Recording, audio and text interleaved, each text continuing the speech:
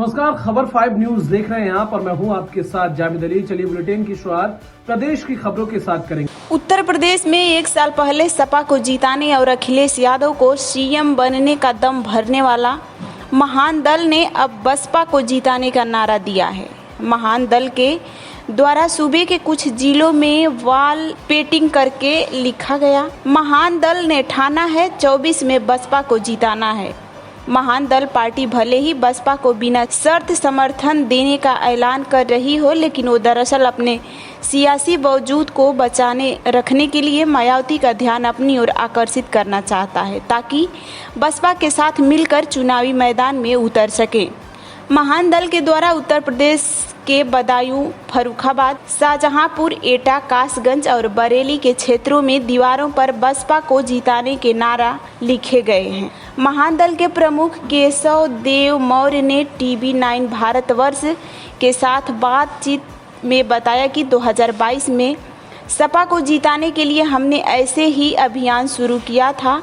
उस समय अखिलेश यादव के साथ उनकी कोई बात नहीं हुई थी और अब बसपा के लिए 2024 में जिताने का नारा बुलंद कर रहे हैं, तो मायावती के साथ उनकी कोई बातचीत भी नहीं हुई है। केशव देव मौर्य ने कहा कि मेरा मकसद बीजेपी को हराने का है। सपा हमें कोई सियासी तवज्जो नहीं दे रही है और बीजेपी के साथ हमारे वैचारिक मतभेद हैं। ऐसे में हमारे पास बसपा के सियासी कोई दूसरा राजनीतिक विकल्प यूपी में नहीं दिख रहा है। महान दल अकेले दम पर कोई प्रभाव नहीं डाल सकता, लेकिन गठबंधन करके सियासी उलटफेर करने की ताकत रखता है।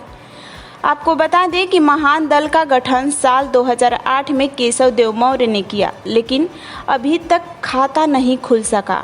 महान दल ने 2019 और 2014 में लोकसभा चुनाव में कांग्रेस के साथ गठबंधन किया, लेकिन जीत नहीं मिली। इसके बाद 2022 में सपा के साथ गठबंधन किया और 2 सीटों पर महान दल को लड़ने का मौका मिला। केशव देव मौर्य अपने परिवार को चुनावी मैदान में उतारा है, लेकिन वो भी जीत नहीं सके। ऐसे में महान दल अपने सियासी वजूद को स्थापित करने के मद्देनजर कर रही है। महान दल को साल 2012 में विधानसभा चुनाव में अपनी उपस्थिति को दिखाने की कोशिश की थी। महान दल ने अब 20 सीटों पर चुनाव लड़ा था, जिसमें उसे 1 सीट पर जीत नहीं मिली थी। हालांकि वेस्ट यूपी और रुहेलखंड की कुछ सीटों पर उनका प्रदर्शन अच्छा रहा था। मुरादाबाद की ठाकुर द्वारा सीट पर महान दल दूसरे नंबर पर था। ऐसे ही चांदपुर, नूरपुर, अमरोहा और नौगांव, सादत, बरेली और बहेड़ी सीट पर महान दल के प्रत्याशियों को 30,000 के करीब वोट मिले थे, जिसके बाद 2022 में सपा के टिकट पर केशव देव मौर्य के बेटे चंद्रप्रकाश मौर्य बदायूं की विलसी सीट से चुनाव लड़े और करीब 68,000 वोट हासिल करके, लेकिन बीजेपी प्रत्याशी हरीश साक्य के हाथ चुनाव हार गए।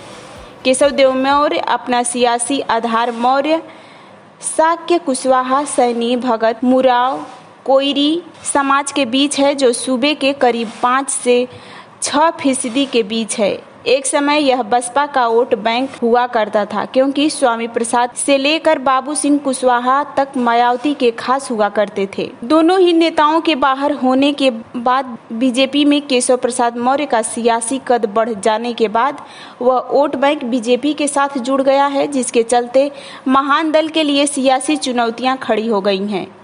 बसपा को जीतने के लिए महान दल दीवारों पर नारा लिख रहा है, ताकि बसपा प्रमुख मायावती का ध्यान उनकी ओर आकर्षित हो सके। इस तरह महान दल की कोशिश 2024 में बसपा के साथ गठबंधन करने का है, लेकिन बसपा प्रमुख भले ही कह चुकी हों किसी के साथ गठबंधन नहीं करेंगी। ऐसे में दिखता होगा कि मायावती क्या महान दल के केशव देव मौर्य के साथ और उन्हें लेती हैं या फिर किसी और सीट को देती हैं।